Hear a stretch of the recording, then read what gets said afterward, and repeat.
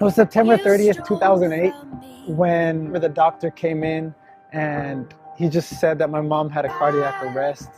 They told me that I had to make a decision. They said we can do A, we could try to revive her, but we'll probably break every bone in her body and she's feeling all the pain. Or B, we'll just let life take its course and we'll let her pass in peace. So frantically, I had a minute to decide what I had to decide, either life or this. And, I was told not to let the decision that I was going to make at that moment haunt me for the rest of my life.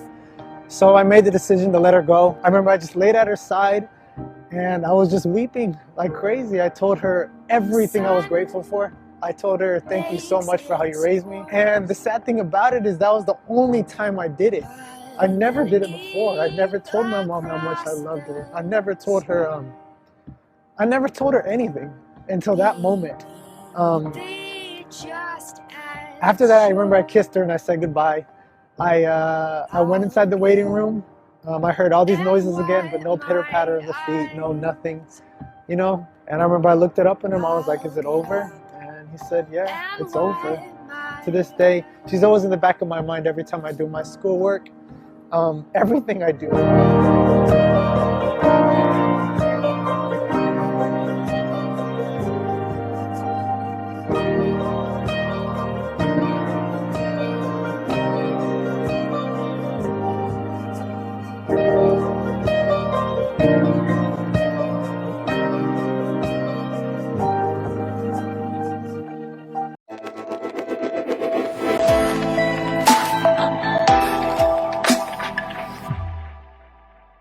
Very good morning. Welcome to your program New Chance of this Wednesday. It's a pleasure to be back with you. It's a pleasure to give you through this program an opportunity for you to have a better life, especially you who have been knocking at many doors and try in many ways. And today we're going to like to show you the story of Kimberly Garcia. She had depression. She had a lot of problems, doubts, thoughts, but one day she met a God that wiped her tears away. Yes, she was crying, she was suffering. Perhaps the same situation that you are today. You are crying, suffering. You don't know what to do with your problems. You carried inside of you an emptiness that doesn't give you any motivation. You don't have motivation to work. Maybe you will wake up this morning, you are going to work, but you are not motivated to work. Maybe you look around, you see your children, but you don't have motivation to be with your children, to be with your family. And because of these tears that you have been crying, these problems that you have been facing, sometimes you think that the only way and the best way is to die. But I'm here to tell you that death is not your solution. There is a God that wants to change your life. But pay attention to what I'm saying. I'm not here to promote to you a church. I'm not here to promote to you a religious, because God is not a religious. God is not a church. God is power. And he said like this, whatever you ask in my name, I shall give you. So there where you are, if you decided in this moment to make a short prayer, to bow down your knees and make a short prayer and say, God, please help me, He will help you. And maybe you asked that already.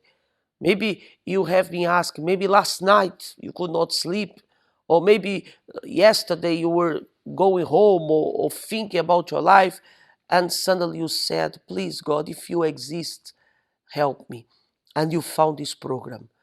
This program you didn't found by coincidence, but because there is a plan from God to your life. If you'd like to be in contact with us, we are here available on 086121255. If you are watching me from Facebook, YouTube, you can also be in contact with us, and we're going to have the pleasure to speak with you and to help you, okay?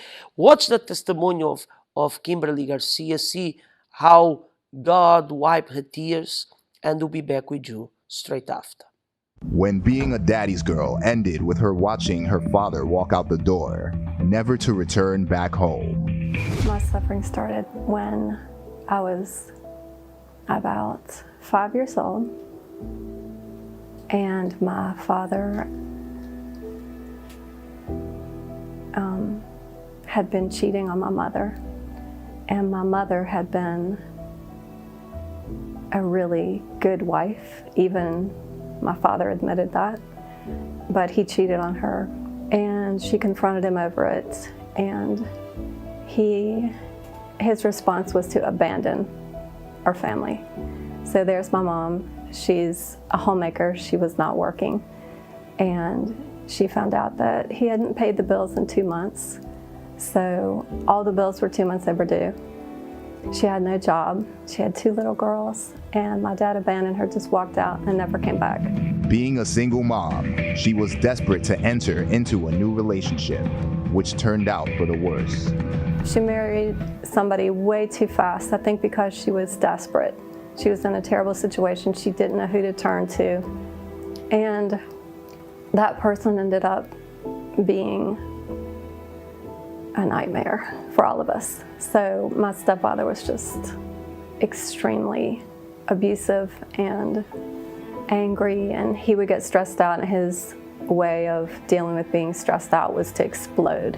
He would absolutely explode angry, be super angry. And so it was just more and more and more and more piled on constantly. Taking all this in as a teenager, she became more depressed and took things into her own hands. I started smoking. I started drinking heavily in high school. I mean, heavily. I was really, I drank at totally out of control drinking. I was full of anger. I was angry at him for being like that. And I was angry at my mom for not protecting us from him, for not doing something about it. So I was angry at both of them. So, you're full of rage. That's never a good thing. So it finally got so bad that I was talking about killing him when I was in high school. I'd gotten to that point. And all this rage inside me. I started using drugs. Before I left home even, I'd started using drugs. Riding motorcycles and riding up and down the East Coast, guns. It just went from bad to worse. I honestly was just in that whole gangbanger crowd. I just got in with a bunch of gangbangers. And I knew I was empty. I tried to fill that with lots of different things. I would use drugs because I was stressed.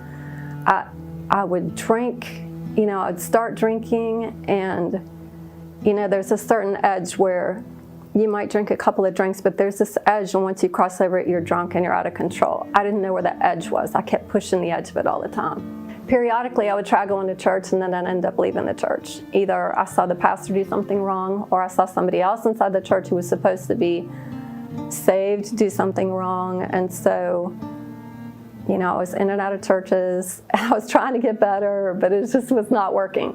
I got into a relationship with someone who was married, but they were separated from their wife. Then that person started having problems, really serious problems. And so they ended up in the hospital. His brothers invited me to go to the church, to a Friday service, to pray for him, to help him try to get better. And so I went to the church, not for myself.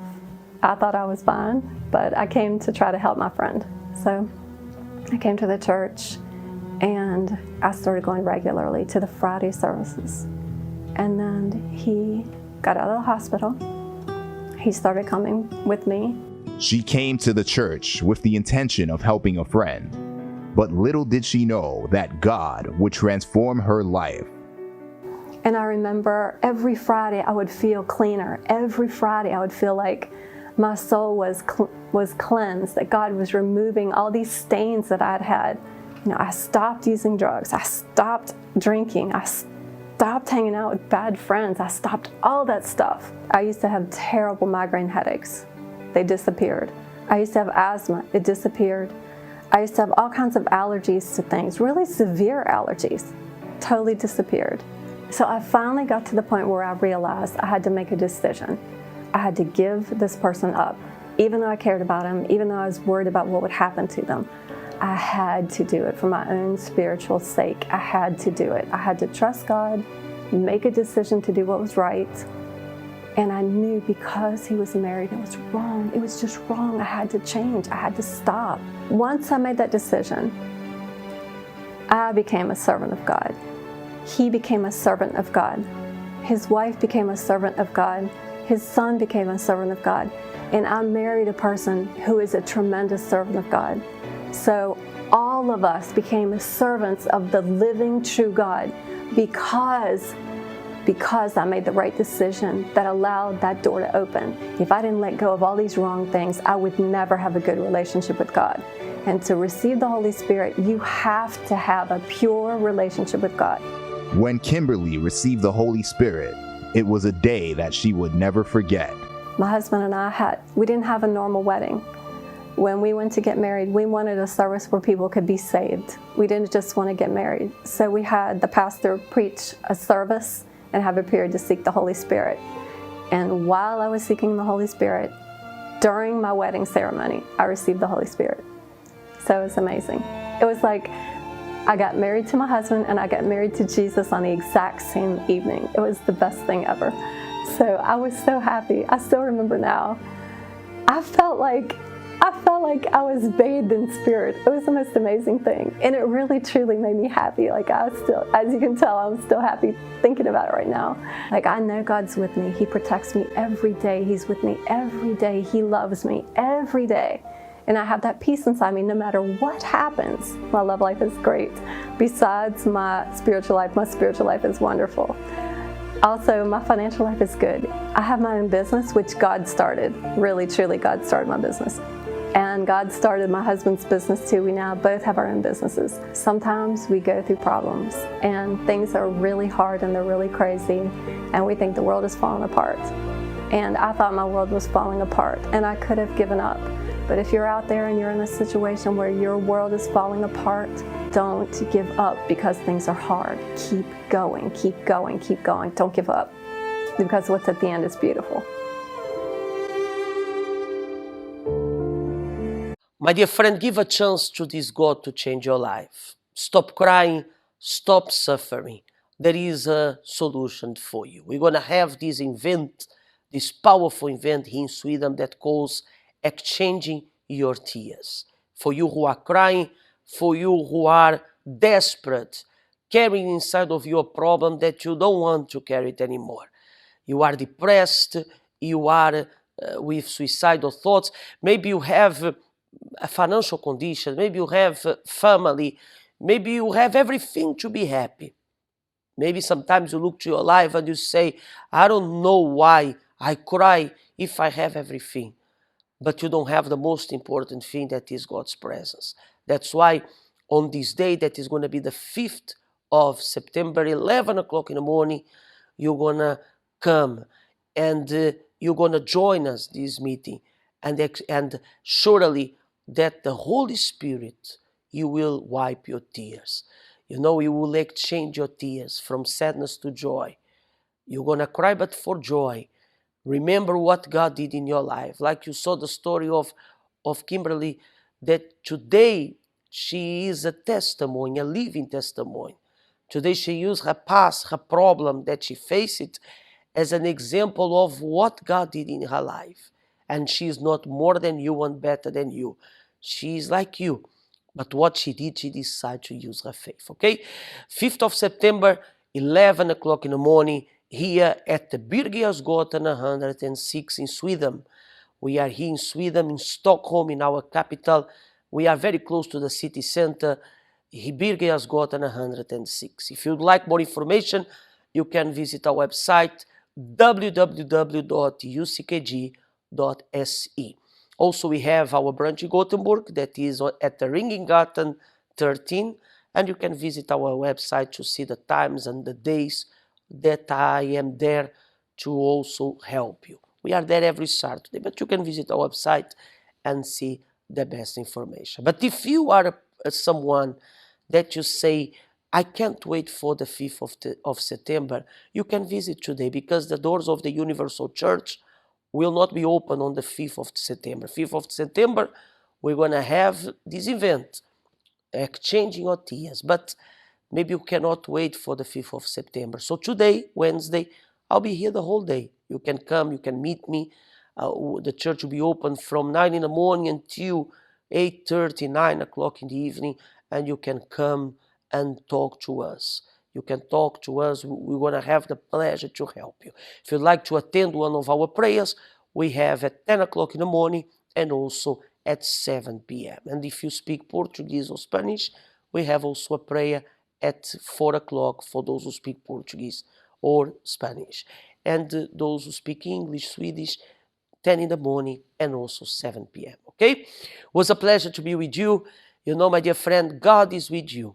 And you can be sure that after this program, I believe that inside of you there is a hope that your life will change. Stay with God. Have a blessed Wednesday. And until next time. We all have tears. There are tears of sadness, tears of pain, frustration, and tears of loneliness. Learn to wipe those tears away in exchange for tears of joy. Exchange your tears event. This program is brought to you by UCKG.